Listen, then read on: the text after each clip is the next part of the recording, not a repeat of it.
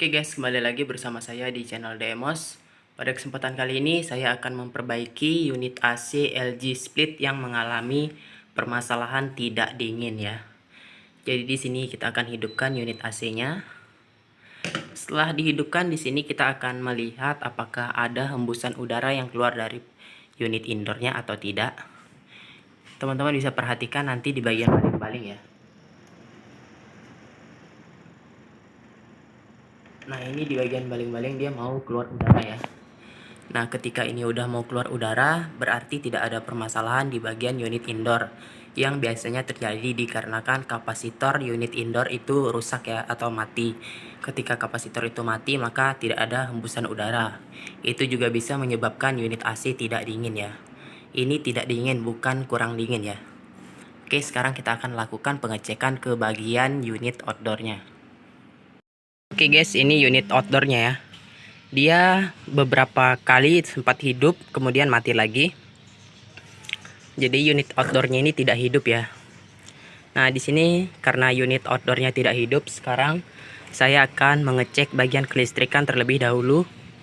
Apakah di bagian listrik ada permasalahan atau tidak ya.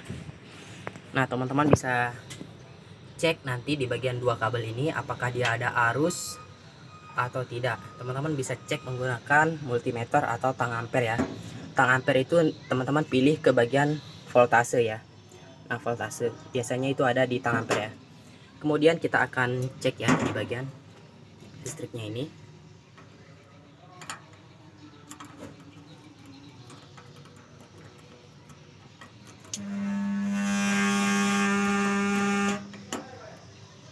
Oke.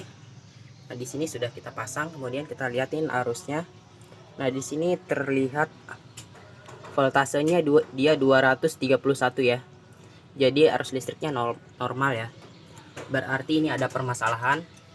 Sekarang kita akan cek di bagian kabel listrik yang menuju ke kapasitor ya. Karena dia menuju ke kapasitor dulu, baru dia akan menuju ke kompresor. Kita akan cek terlebih dahulu. Oke, di sini saya akan melakukan pengecekan di bagian kapasitor terlebih dahulu ya. Ini dalam posisi listrik mati ya. Nah, kita akan mengecek kapasitornya ini apakah dia sesuai dengan kode yang tertera di bagian bodinya. Nah, di sini untuk kodenya dia 15 mikro untuk kompresor dan 1,5 mikro untuk fan-nya ya, fan kompresor. Nah, teman-teman untuk melakukan pengecekan ini perhatikan untuk bagian kabel kompresor dan kabel fan indoor outdoornya HERM. Nah, ini untuk kompresor ya. Kemudian yang fan di sini ada tulisannya fan itu untuk kipas. Nah, kita akan melakukan pengecekan ya.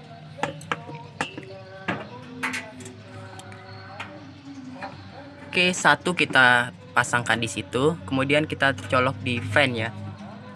Fan di HERM. Ini untuk kompresor. Kemudian kita akan lihat. Nah, di sini tertera wis lepas. Lumayan susah ya. Karena posisi sendiri.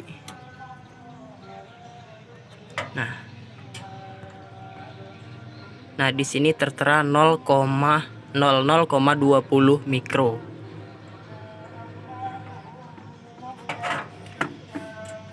Oke, kemudian di bagian fan-nya di sini tertera 0,22. Oke, berarti ini tidak normal ya. Karena tertera di sini seharusnya itu dia 15 atau 1,5. Oke, berarti di sini ada indikasi permasalahan. Kemudian saya akan melakukan pengecekan ketika unit kompresor ini dialirkan listrik ya. Apakah dia menyuplai arus listrik ke bagian kompresor? Nanti ketika unit ini dihidupkan kita akan cek ya juga. Ngeceknya itu di bagian sini juga.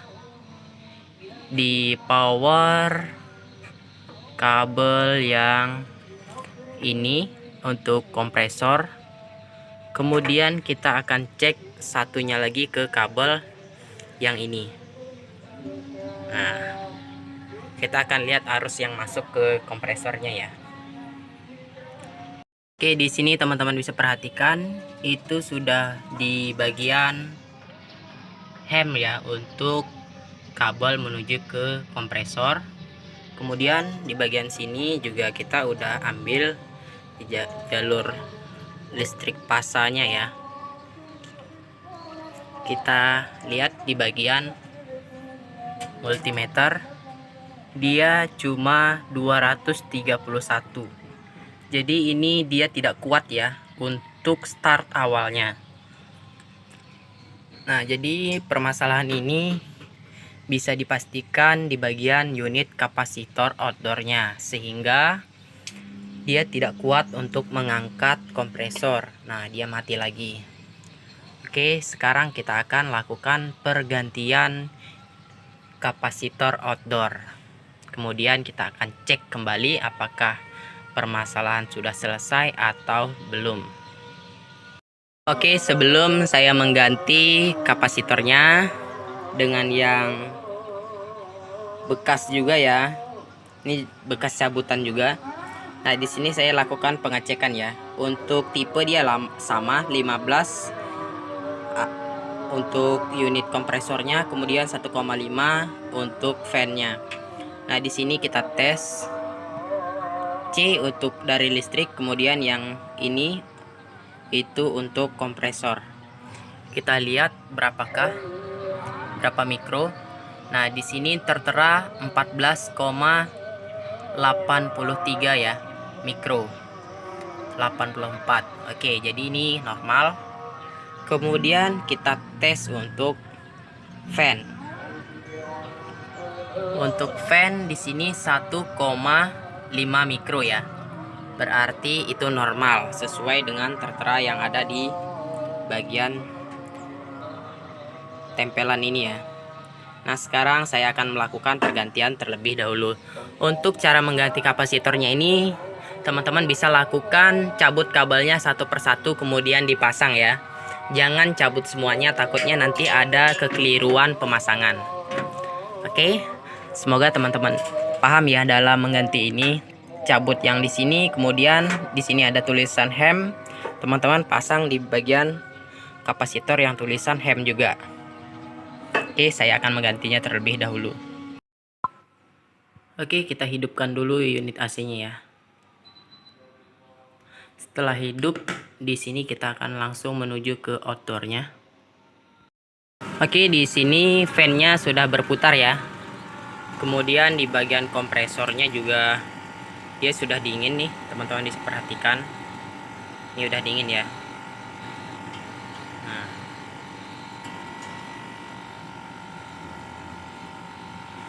jadi permasalahan terletak di bagian kapasitornya ya, sehingga membuat kompresornya mati dan tidak bisa mendinginkan unit AC indoor dan outdoor.